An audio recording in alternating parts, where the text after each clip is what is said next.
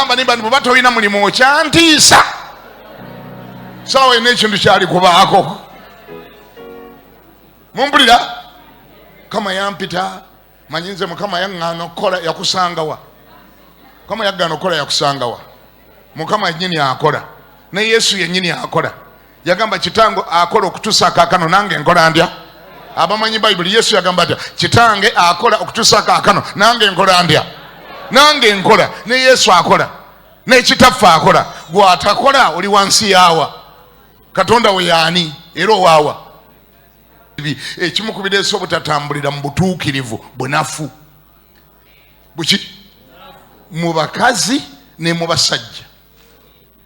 Setaani alina ebyobwerere kati byagaba naye asinga kunoonya bassa banafu bangalo bunani